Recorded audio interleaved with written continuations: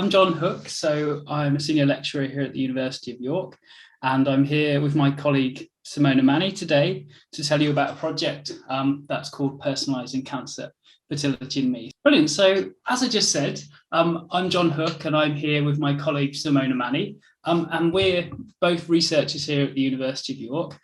Before I get going, though, I'd like to just hand over to my colleague Simona just to say a quick hello so you know who she is while we talked about each other in the talk. Hello, hi, I'm Simona, and my background is in participatory filmmaking, and I'm now at the University of York as a research associate in this project after having completed my PhD there. So thanks, John, and I will present in the second half of this event. Brilliant, thanks very much, Simona. So now I'd like to introduce you to our talk and our session today. So what we're going to do today is we're going to tell you a little bit about some of the research that we're doing here at York, which is exploring how what we call personalised videos might be used to support and inform patients who are making complex decisions about their healthcare. So we're going to break down the talk into two sections, one from me and then one from Simona. So first, I'm going to give a background to the project, talk about what we mean by this thing called personalised video I've mentioned, and why we've got a hypothesis at least that it might have a role to play in helping patients to understand health-related choices. And then I'm going to hand over to Simona, who's going to talk about the really interesting stuff, which is an ongoing project in which we're creating films that aim to support young women who've had a cancer diagnosis, a recent cancer diagnosis, while they make complex choices about how they preserve their fertility while they're undergoing treatment. So before I start, though, I really want to say that this work isn't just me, it's Simona and me. Rather, there's a big team effort going on that's including a whole range of researchers, health professionals, and other relevant stakeholders, including cancer-experienced young people. And we've put some of our amazing collaborators up here on the slide here, alongside some of the logos of the organisations that they're from. And I also want to acknowledge that this work has been supported throughout its duration with funding from the EPSRC, but also has most recently been funded with some internal priming funding from the University of York. So the first thing I want to talk about really is a big question you might be wondering after what we've said over the last few slides, which is, what on earth do we mean when we say personalised videos? And what is a personalised video? Well, the short answer to this question is that a personalised video is a video that can potentially show something different to every viewer, depending on information like things like who they are or what they do while watching, or other information that they might consent to give us during viewing. So a famous example of this is, of course, Black Mirror, which you might be aware of, and in particular the Black Mirror episode Bandersnatch, which was on Netflix, which is an episode of Black Mirror in which the viewer can make choices by clicking buttons, answering questions during viewing, and the result of these interactions would lead to changes in what happened to the story. So different people would see different things depending on the buttons they clicked during viewing. Although, as I hope I will show you today in my part of the talk, and more so in Simona's part of the talk, there's a lot more that can be done with personalised video than just these kind of choose your own adventure stories that Bandersnatch represents. So I'm not going to go into too many details, technical details at least, about how this works today, but I would like to give you a quick intro into how these kinds of videos work, very briefly, because I think that this might help you understand and see the potential that these can offer in this context that we're going to talk about today, but also potentially other ones that you might be interested in. And to do this, I'm going to make a quick comparison between how video media has traditionally worked and how personalised video is made using a technology called object-based media, which we at York, alongside other people across the world, like researchers at the BBC, are currently developing. So how are traditional videos currently made and broadcast? Well, to perhaps massively oversimplify things, you might think about a video going through the following stages that you can see up on the slide here. So first of all, if we think about how we make a video, the first thing we might do is we might create a load of media assets that make up that video. So we might make videos that represent shots and scenes. We might make sounds that represent narration tracks. We might make graphics that represent overlays or graphs or statistics. We might put in images and so on. And we might make all those things and consider them the kind of building blocks that make up a video. Then what we might do is we might go into a video editing suite and we might take those building blocks and we might connect them and attach them together in some way to make a video. And that video might be, these days, a video file like an MP4, or previously it might have been a single stream, a single run of celluloid film that you might put in a projector in the cinema. Once we've got our video, our single video, what we need to do is we need to give it to people. And in order to do this, we would traditionally broadcast it to people, perhaps over a television antenna, or show it in a cinema, or these days maybe email someone a video file, or perhaps upload it to YouTube. And then when people can receive our video, they can consume it on some device. They could watch it on their phone, watch it in a cinema, watch it on the television, and so on. So videos made this way, this traditional way, as videos have always been made and distributed, have some really compelling advantages that make video consistently one of the most popular forms of consuming media and entertainment and information in our society today. However, they do have one key property, and I'm certainly not going to call it a limitation. This is a key property that we really all perhaps take for granted when we think about video, and this is that with traditional videos, everyone sees the same thing. Because unless we want to make lots and lots and lots of different videos and distribute them all separately to people, send lots of different video files, have lots of different television channels, everyone's going to see the same video that we distribute. So if you watched yours and I watched yours, we both see the same film. There are, of course, some exceptions to that, like you can see down on the slide here, you can see look north, there's transmitter interrupts that mean we can distribute a different news show to a different part of the country. But beyond those basic forms of individualization in broadcast media, pretty much with videos, everyone sees the same thing. So how is this thing called object-based media that we do here at York any different? And how does it let us personalize videos so different people see different things? Well, the key difference with OBM is thanks to the internet and increasing amounts of computing power on the devices that we consume and watch videos on, we don't have to broadcast the same thing to everyone anymore. Rather, we can send videos to people in such a way that those videos actually change and remold themselves and evolve based on information we know about the viewer, like, for example, their accessibility requirements. So how does this work? Well, we start off in the same way, making our video by shooting films, capturing audio and creating the building blocks that make up our video. But then what we do is we flip over the distribution and composition steps.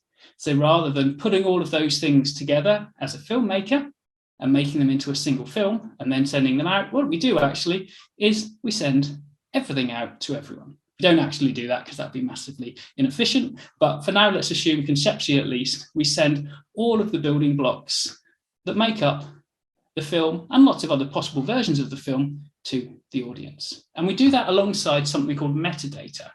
So the way to think about the metadata in this context is metadata is basically an instruction manual that tells you how to take the building blocks for the film and put them together to make the final product.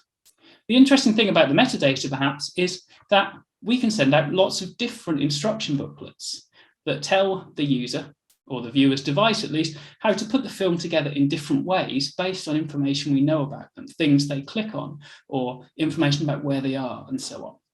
And the result is that when this media and the metadata reaches your device, your phone, the set-top box on your TV, your laptop, it can be put together in different ways using a bit of software on your computer in order to result in you seeing a potentially different version of a video to someone else who maybe is in the house next door.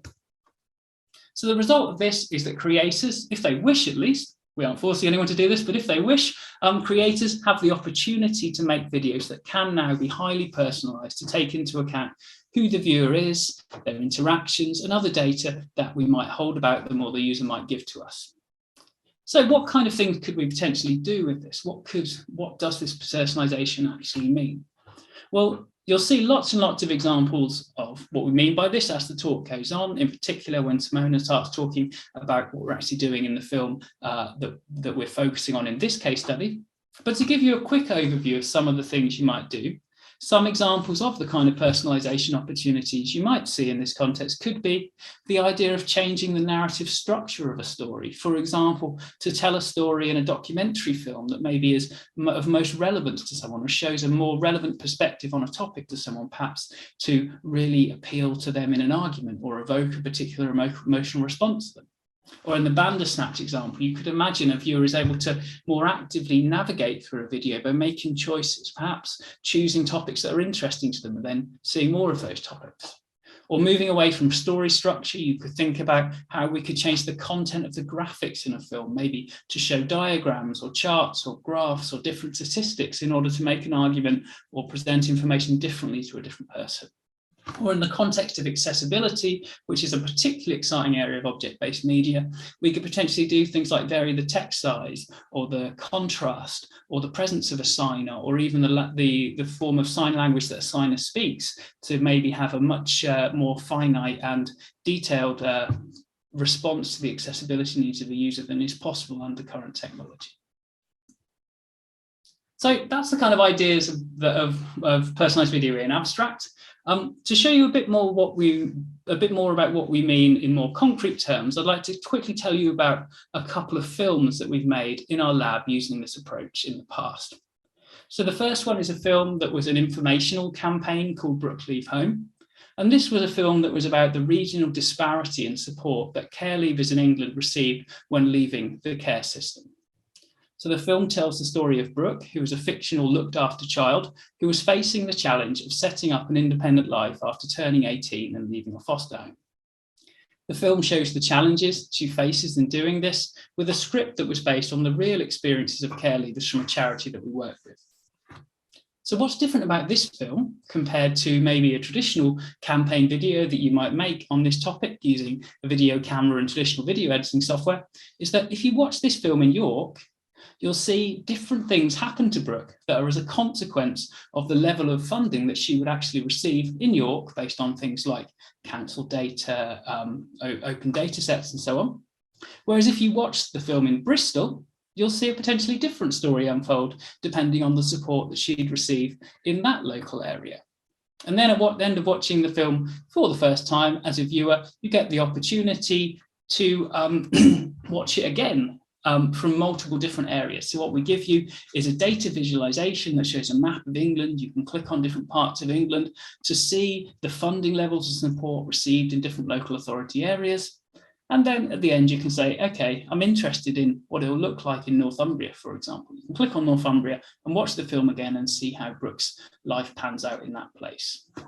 So the aim of the personalization in this film, in this particular film, and using it in this way was to really find an evocative way of illustrating the impacts that regionally different levels of support can have on care leavers' lived experiences and their chances of success. So what we're really trying to do here is take an abstract data form, the kind of funding levels and support, and really show, using this kind of personalized information, how it could relate to someone's life. A second example film is one that Simona led the making of during her PhD. So sorry, Simona, if I misrepresent your work here. So Simona, as she mentioned at the start of the talk today, is a participatory filmmaker who's worked extensively with people with mental health conditions in order to make films that represent their experiences and perspectives. So Stepping Through was a film about a group of men's experiences of recovery from mental health challenges. So one of the key things that the participants who made the film wanted to show in the original film that they made was that recovery looks very different for some people compared to others, and that things that will have a positive impact on some people won't for all, for example. So as I just mentioned, as a group, these participants had made a traditional film on this topic before, and they'd found that trying to accommodate all of these different perspectives and different viewpoints on recovery into a single narrative had led to some of the diversity of their representation being lost. So in Stepping Through Interactive, which was an interactive version of the film that Simona worked with the participants to create, the viewer is able to play a more active role in navigating through the film. And they can do this by exploring multiple different perspectives represented by the participants by making choices and answering questions about their own experiences during viewing. So in making this interactive version of the film, this more explorable and navigatable version of the film, the participants aim at allowing viewers to navigate the film would give a much more free-form way of exploring information and provide an opportunity for viewers to really appreciate and explore these differences in the subtle ways that these different issues relating to recovery related to each of the participants' experiences. So now we've given you a bit of background on what we mean by personalised video and some of the opportunities it poses. I'd like to quickly talk about how we came to be exploring this application in the context of patients while they're making complex health decisions. So the inception for this project came about as a bit of a coincidence, in fact. So I was contacted by a consultant at York Hospital who wanted to work with some of our students to make some informational videos as part of the project. In these conversations, we started talking about the role that video media, more general traditional video media, could play in providing information to patients who are having to make complex decisions about their healthcare and the treatments they receive. And in our initial conversations, this was actually around post-mastectomy reconstruction surgery. In our conversations, we started talking about whether more traditional videos could provide information to patients in a more approachable and supportive way than perhaps a paper leaflet that you might be given after a consultation, right? And we're particularly interested in these conversations about how the use of human voices to talk through options rather than presenting them in text might make information more engaging, approachable, or empathic. As researchers in personalised video, though, we quickly the conversation quickly developed to talking about some of the opportunities that this object-based media thing I've been telling you about might offer on top of and as well as the traditional advantages of video in this space. And then following up from those initial conversations, we brought Bob Phillips on board, who is a paediatric oncologist at Leeds Hospital, who's now working with us. And we all started brainstorming lots of different ways that we might apply the kind of work we do in this particular context. And some of the ideas that we came up with, and I'm not going to tell you about all of them today, and Simona's going to talk about more of these as her talk comes on, but some of the ideas we came up with in these initial conversations were whether, for example, video and personalised video might be a way to prevent information overload in the information that patients receive about their treatments. So could perhaps personalised videos maybe bring us some of the advantages of presenting information in a human video-based way, but without those videos being 3 hours long because they have to show all of the different treatment options available to a patient, and might perhaps we highlight certain things that are more relevant to a patient, or maybe even do things like maybe deprioritize certain treatments that aren't available in a particular commissioning group's area and so on. Another area we're interested in is whether we could perhaps present information differently depending on a patient's prior knowledge or experience of a situation. So if a patient is maybe returning for treatment, do we show them something different to perhaps if they're experiencing something for the first time? One area that's of particular interest to many of the medical professionals we initially spoke to, and many we've spoken to subsequently, is the idea of presenting information in a way that takes into account the locale of the patient. So perhaps introducing patients to real clinicians from the hospital where they'll be treated, or perhaps showing them things like the treatment rooms or the areas that they might visit when they go to a consultation that might initially be quite intimidating to go to.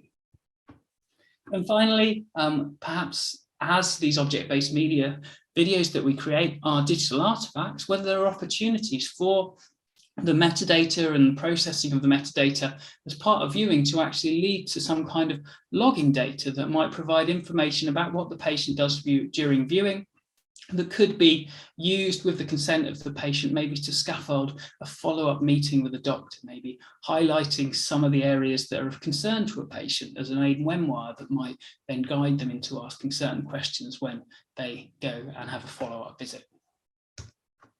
So these were just a few ideas that we developed with these health professionals in our initial and subsequent conversations. And while we're, of course, very excited by these ideas, we were mindful that applying these ideas in the context of a real healthcare scenario of real patients would require a a lot of thought, and in particular would be a particularly complex design space in order to make a film for. And as a result, we started thinking about some of the key research questions we might try and answer in this space. And I won't go through all of them today, but just to give you a flavour of the kind of questions we're answering through the design of films in our research. One of them is, well, which of these opportunities, the kind of things I've talked about today, are actually relevant and appropriate? And are certain personalisation opportunities offered for object-based media appropriate in some treatment context over others, and others not appropriate at all, and so on? We're interested in efficacy and patient response, of course. So will these things have the effect that we expect them to? And how will they be perceived and received by patients? So will the kind of ideas of information about the things you watch while viewing a film I mentioned on the last slide be perceived as something that is maybe an invasion of privacy, or will inappropriately frame the activity of watching in a way that isn't useful? And we're interested also in how these kind of videos might fit into and relate to the broader systems of care and support that they'd inherently have to be deployed in. So how does the watching of one of these personalised videos support something that a doctor is doing or a specialist is doing?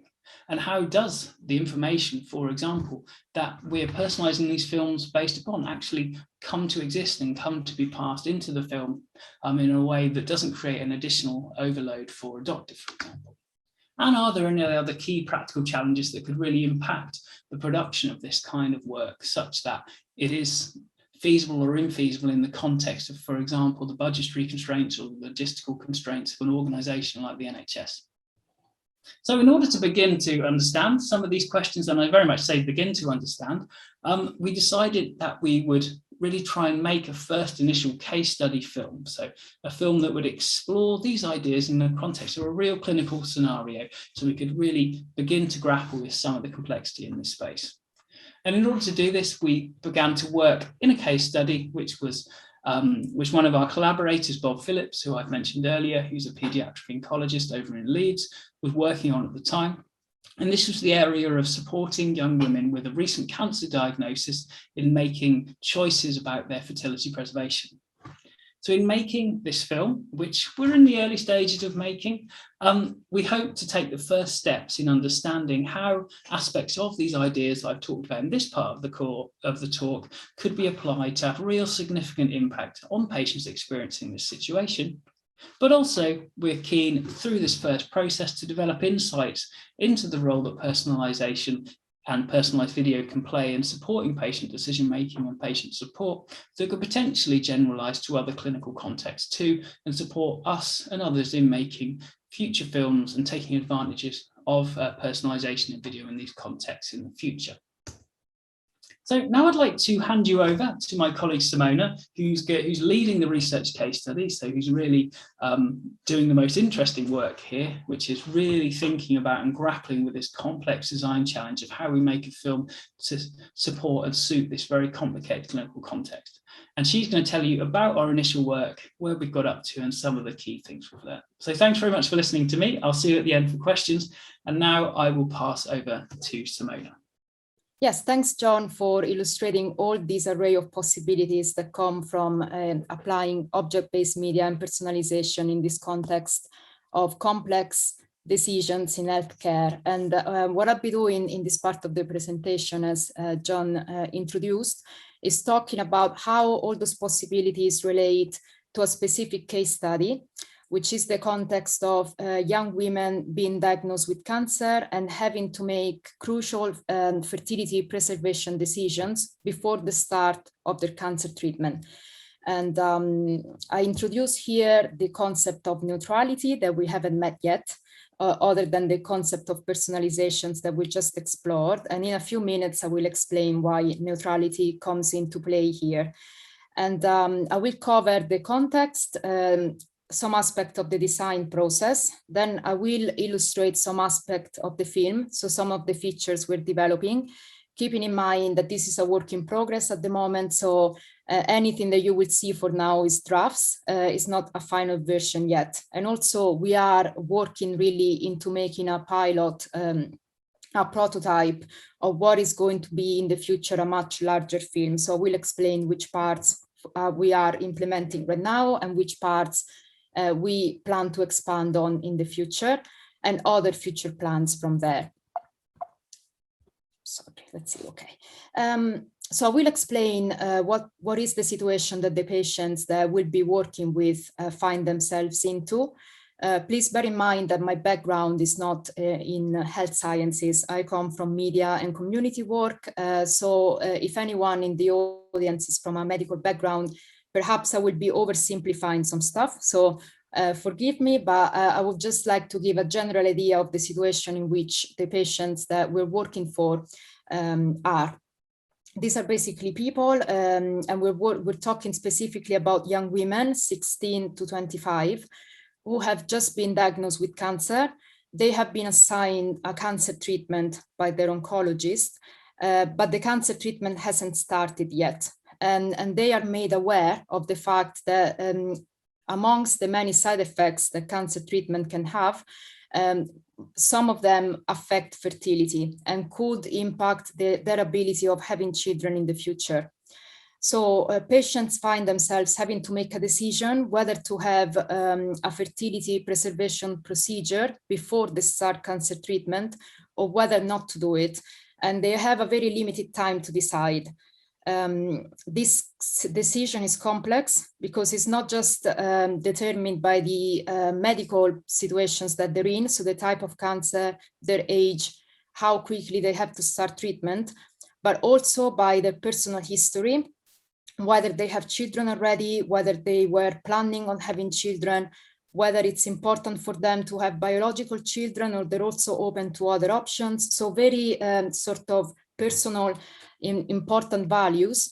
And some of the women that in this group are so young that they may have never considered these issues before, and to consider them while they're coming to terms with a cancer diagnosis is something that it's really, really complex.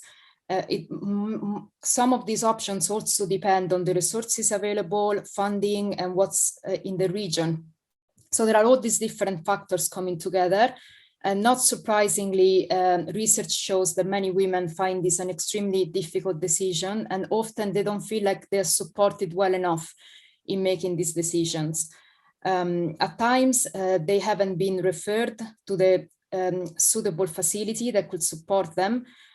Other times, they haven't had access to the right information, and they may have overestimated actually the side effects of fertility preservation procedure, and they assumed that there were more risks, and they decided not to go for a fertility preservation option because they were scared about possible consequences. So when the patients are not well informed, they risk making decisions that are not well thought through, which can lead later after cancer treatment to decision of regret. And research shows that if they are provided with the right information at the right time, there is a much higher level of satisfaction with their decision. And one way of delivering this information is through decision aids. Decision aids are basically toolkit of medical information, which aim to improve knowledge and to support decision-making. And they're particularly useful when there isn't really a best choice that the clinician can just point the patient towards. But rather, as we just explored, there are many pros and cons for each options, and the patient has to make an independent decision, especially at a vulnerable time like this. So the timeline where these decision aids come into play is basically there is cancer diagnosis first, there is a cancer treatment gets planned with an oncologist.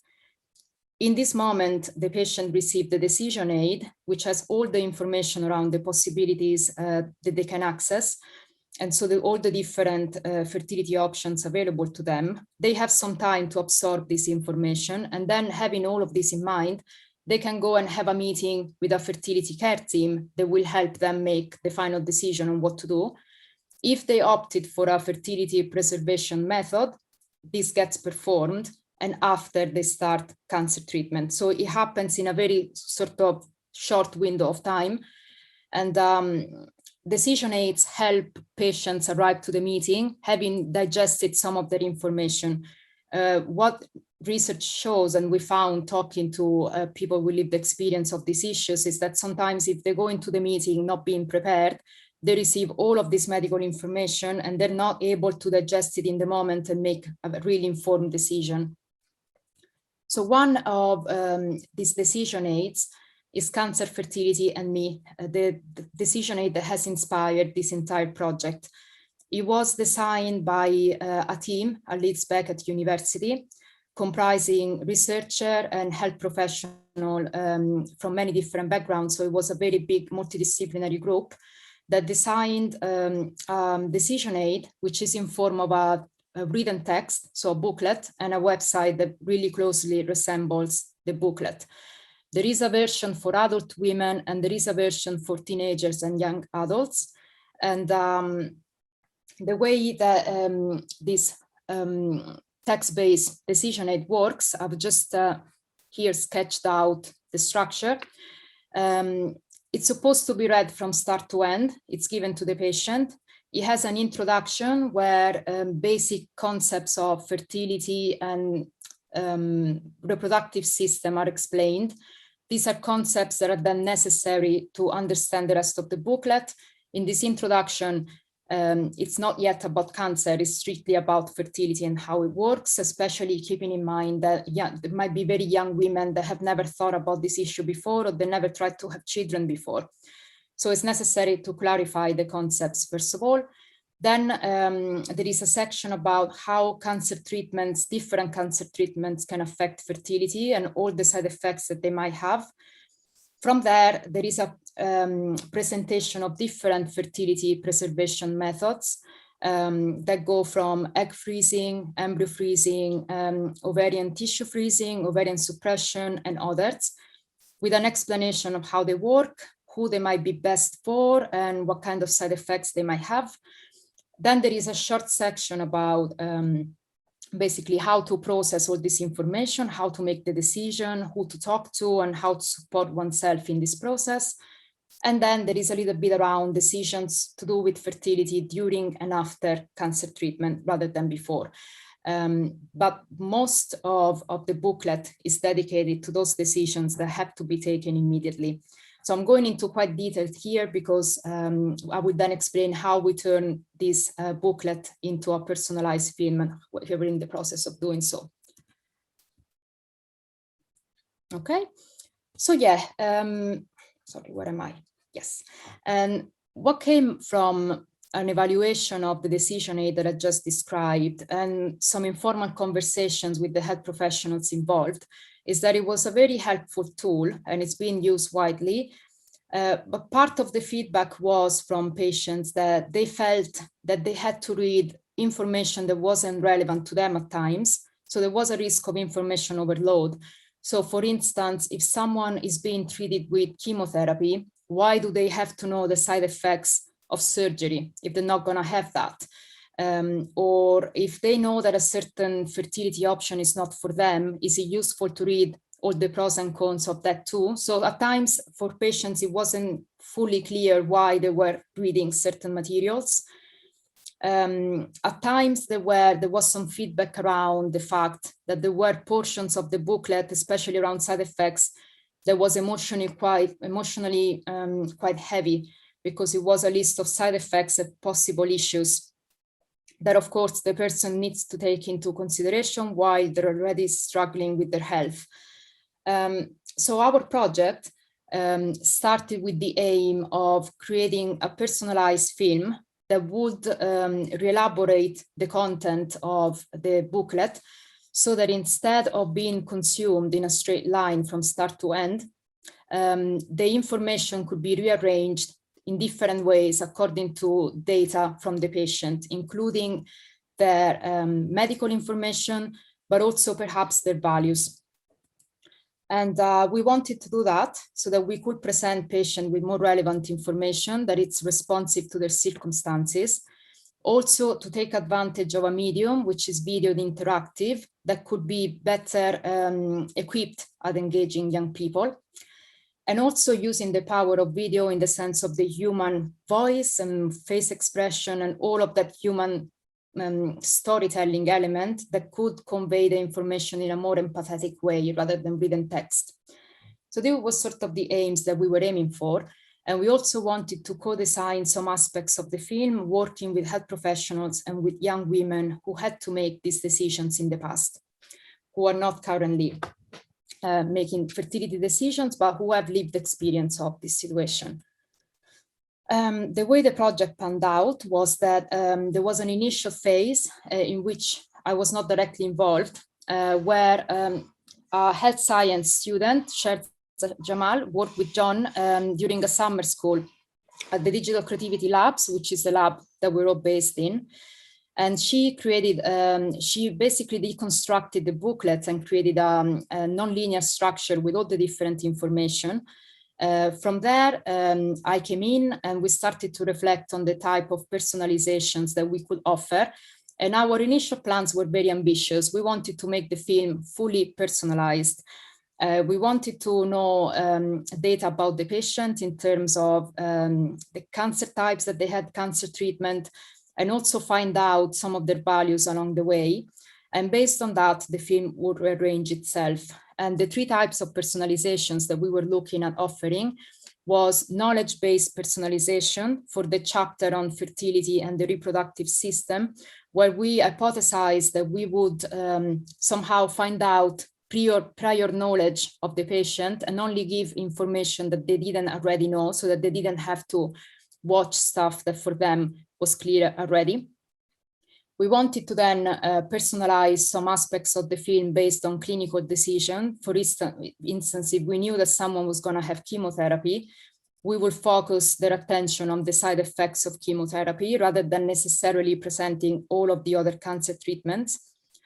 And finally, we wanted to help the patient evaluate which fertility option might be best for them by combining clinical information in terms of the type of cancer that they had and the type of treatment they were going to receive, together with some of their values, and help rate which fertility option might be best for them.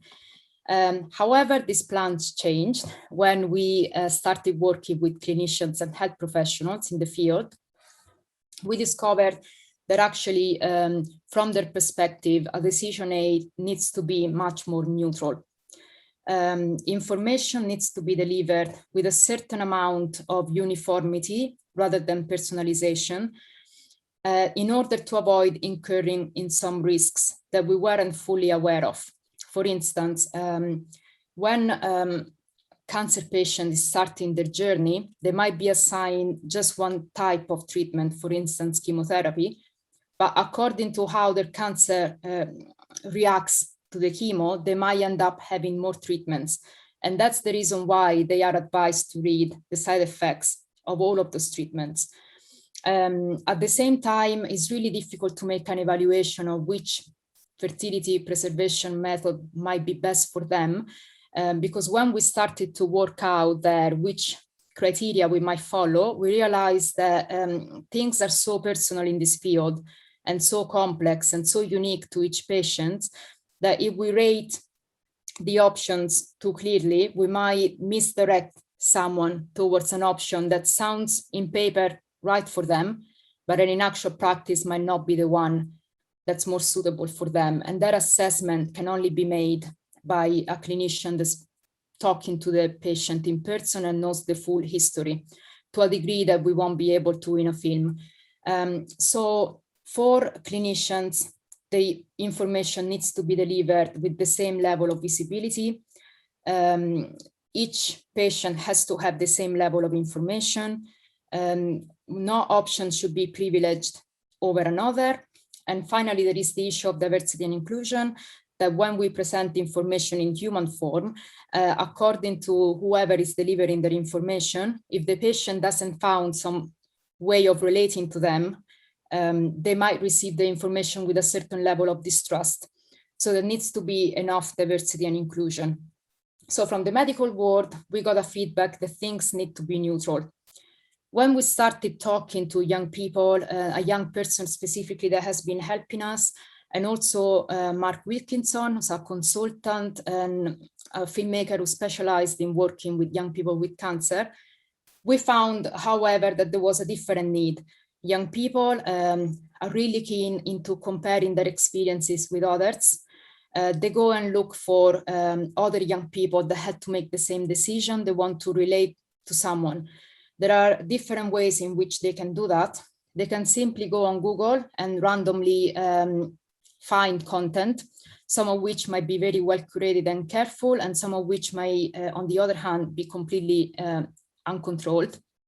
As we know, especially nowadays with the influx of fake news, it's becoming increasingly difficult for someone to tell which content has a certain integrity and correctness and what's, just a theory. And so there is the world of the internet as a whole. And then there are platforms like JTV, which is curated by Mark, where young people can share experiences directly and explain how it was for them. But the content is curated and supported by professionals too. So we were sort of there in the middle. On one hand, there is the world of decision aid that needs to be very neutral. On the other hand, there are young people that want to relate to others and they look for information anywhere. And we tried to basically sit in the middle. So we took a step back from being a pure decision aid, and we decided to provide curated content where we had the medical information delivered neutrally, but we also had a young person narrator that could support the patient in watching the film. So the way this works is that we have guides in the film, a guide in form of a young person and a guide in form of a health professional. The health professional provides the information quite neutrally. The young person provides support, emotional support, explains how the film works, relates the content to some of her own experience. We have spaces for reflection across the film, and we make conversations explicit. So for instance, why are we asking young people to hear a lot of stuff they may not find immediately relevant to their experience? The young person narrator explains that the reason why we are looking at different cancer treatments is because your cancer treatment might change over time, as it happened in my case, for instance. So she relates everything to her own experience. And we also expanded the session on self-care and emotional support during decision-making, which in the booklet is a little bit more limited. And now I'm just going to very quickly talk through some of the features in the film, just to give you an idea of how it works.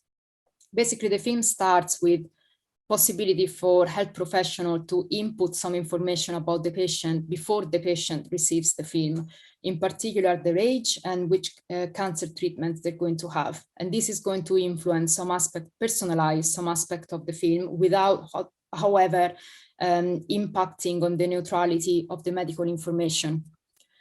Then, just a little disclaimer, this menu that we show here is just a draft, so it's not the best Photoshop craftsmanship here, but just to give you an idea, the young person receives the film that has been preset by their clinician. The first thing they can do is choose a guide in the form of a young person. In this demo version, we have one guide who's Maddie Walker, a young woman with lived experience of cancer, who's now an activist for cancer and mental health. But in the future, there would be other options. So there would be many different young people with lived experience, and the patient would be able to choose the one that they feel they relate to best. And the young person will then explain how the film works and take them through the entire film. Immediately after, they get to choose a health professional. Same thing, they can click on one of these health professionals, hear about them, and choose the one that they feel they relate to best. Again, in this demo, we only have Bob, but in the future, we'll have other clinicians, and the young person will be able to choose which one they want to work with in the film. And when it comes to information about fertility and the reproductive system, we have tried to organize the information so that we signal which information is essential in order to understand the rest of the film, and which information is more additional for people that have a keen interest. But we're not testing the knowledge of the patient. We are just highlighting that certain concepts are essential to then understand the rest. Things are getting a bit slow. at regular intervals, we'll have a space for the young person to collect their questions, either by selecting frequently asked questions or writing their own questions. This happens at the end of each portion of the film. And then all of these questions that the young person collects while watching the film will be compiled in a document that gets sent to themselves, and if they agree, can be sent to their fertility specialist so that they can know in advance what kind of questions the young patient has before they meet. And then when it comes to exploring fertility preservation methods, this is where we try to be neutral, in the sense that we don't prioritize one method over the other. We present them all quite equally. Each one of these options has an introduction video, which explains what it is, and then a series of frequently asked questions that can be answered through the film, and then another space to note down questions that are too personal to one patient to be addressed in the film. And then, yeah, we have a more space on self-care and supporting oneself around the decision-making process, including some testimonies from other young people that had this experience, being careful not to create expectations around certain fertility preservation method. So here we don't get a young person that has been through this saying, oh, egg freezing worked for me perfectly, because it might not work for the patient. Or on the other hand, say, no, this method is terrible, I felt really bad. So we're not trying to influence the patients, because each experience is completely different, but we still provide testimonies around the emotional effects of making these decisions and how people coped with making this decision. In the future, we like to explore other additional features, like, for instance, monitor the emotional reaction of the patient to different sections in the film, perhaps sharing this information about the emotional reactions paired with knowing which parts of the film have been watched and which parts have been skipped, so that the health professional and the fertility specialist who will meet the young person knows already how they feel about certain parts of the content and which one they haven't watched. But we need to investigate this in an evaluation to understand if patients would be comfortable with this, and how Jon said earlier, we might also add geolocalization so that we know what's available in certain areas, and we don't stress certain options if they're not available to the young person. Plans for the future is to evaluate this film with specialists, young women with lived experience, and third sector professionals. This will happen next month, really. Then we, in the future, more long term, we plan to have future iteration and extensions to the film for this specific group of patients, but also explore the application of the same technology in different contexts. And here I'm just basically bringing back to the research questions that Jon illustrated at the end of his presentation. The one that we are exploring for now is which of the opportunities offered by object-based media and personalized video are relevant to this context. We found so far that guided reflection, capturing thoughts and questions, having diversity of narrators, and arranging the information in a personalized but non-directive way is probably what's more suitable for this group of patients. How this will be received, how it will fit into a broader system of patient support and other practical challenges will need to be addressed by future research, really, even though some of this we will start to unpack when the film gets evaluated. And at the end of here, we should have our contacts, but my presentation is becoming super slow for some reason, so it's not coming up. But I think you can find our emails quite easily from this presentation. So we just want to say that if anyone has any additional question that we won't be able to address now, please get in touch. And thanks so much for listening to our presentation. Here they are. Okay, so the first question is from Liv, that asked this question earlier. And she's asking, how do we envisage this content being hosted, centralized within the NHS public sector, or down to individual organization? Yeah, that's a good question. We're not there yet. Yeah, so, oh, sorry. Jon, I'll go ahead. So yeah, so I guess we've initially, I guess because of the health professionals we've been working with have primarily been situated in the NHS, we've mainly been talking about how this would fit into their context. So we've primarily been talking about this, that would be something that would be delivered as a kind of NHS service in support of clinician practice and people having consultations in the NHS. I think there's interesting opportunities to look at it from other perspectives too, potentially kind of support provided by charities and so on, something that is more like the work that Simona showed around JTB cancer support.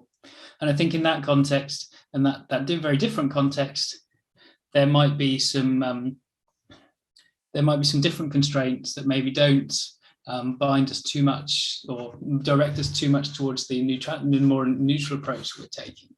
But equally, in those cases, you'd have to be very mindful of those issues, because just because something isn't regulated doesn't mean that those harms and risks that we're very much mindful of in this work aren't there.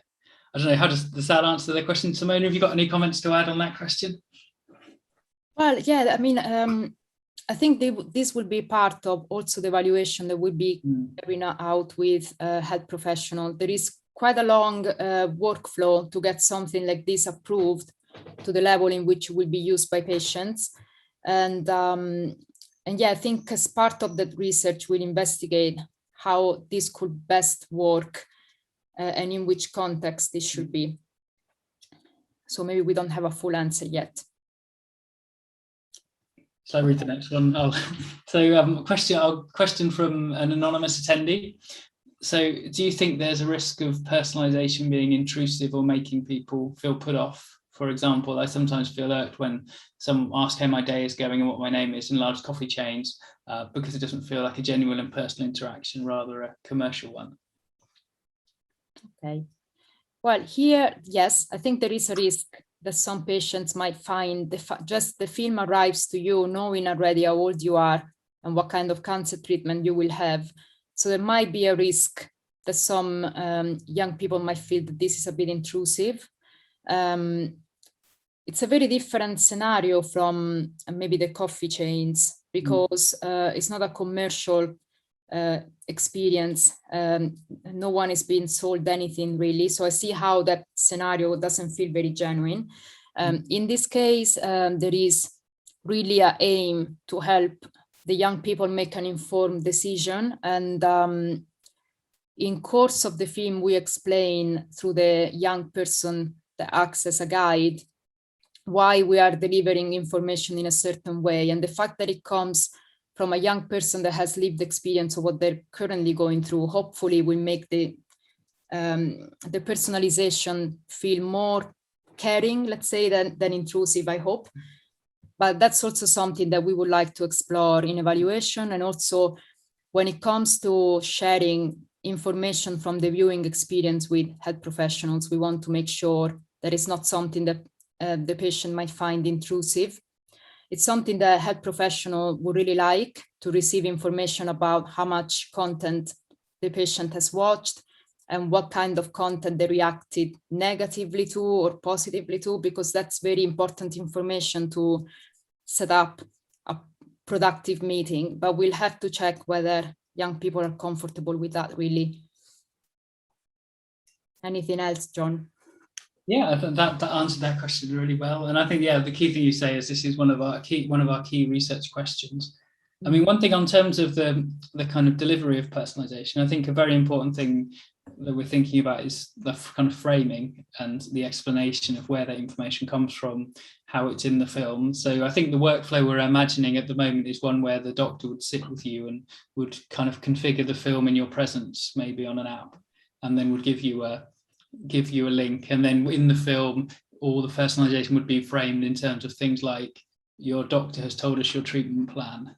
Here is, and so you kind of, it's very clear to the patient where the information is coming from, who's been given what purpose, and so on. And I think in terms of then the data logging, that's where things that we need to be really careful and really think carefully about, because in particular, I can imagine even the viewing of a film, just knowing that some information about what you've watched and would be given to someone else could very much reframe the viewing experience and change your behaviours.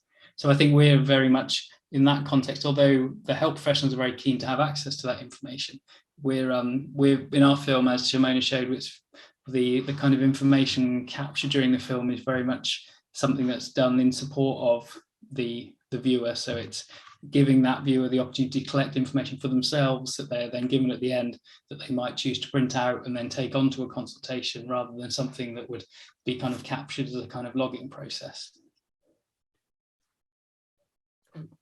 Then there is a question from Arthur that asked, have you looked into which age groups would find this delivery method useful? Maybe not all patients are quite so comfortable using smartphones and other technology. Yes, absolutely. So our age group is young, so 16 to 25. So we're sort of assuming that they would be comfortable and even more engaged probably with this form of video communication that has elements of interactivity. But surely that might not be the case for every age group. An idea for the future is to develop a similar tool for parents of the young people that are diagnosed with cancer and are making these decisions, because often for the younger patients, parents help making these decisions. Sometimes they make the decision on behalf of the young people. And we would like to offer something similar for parents. And in that case, probably we'll have to see whether parents would like this kind of approach. And it could be completely different for other groups of patients with other conditions. Do you agree, Jon? Yes, definitely. Yeah, and I think one thing, I think the way I think about this is there needs to be a diversity of approaches for presenting information to people, and some approaches, some media forms will appeal to some groups, some will not appeal to some groups. For the particular, I know that the health professionals that we've spoken to, and actually the initial conversations I mentioned in my talk, they came about, and I should have said actually, one of the key interests there was really whether video-based media forms that align with kind of contemporary video viewing practices by young adults would make information more appealing. So the kind of feature of video is something, and it being a video is something that we intend to appeal to the particular demographic group of this case study. And so it's kind of an active choice we've made in this context, and in particular in choosing this case study. Whereas, as you say, other groups this might not be appropriate for. And I think that's kind of fine if that makes sense. It's okay that some groups will prefer to read a booklet. And I think we can choose to target different groups and apply different approaches based on different demographics. But I would say that because I'm a personalisation researcher. Great. Brilliant. Are there any further questions from anyone? I see that we're actually coming towards the end of our time slot. So I think we probably should draw things to a close. So we'd like to thank you all for coming to listen to our talk today. If you would like any more information, our email addresses were there on the slides, but I think we're both our contact details are all available on the University of York website and also on our personal website. So if you did want to find anything more in the future, please do drop us an email, ask questions, and we'd be more than happy to chat. So thanks to all of you for listening. Thanks to Simona for an excellent talk section. And hope to talk with some of you in the future.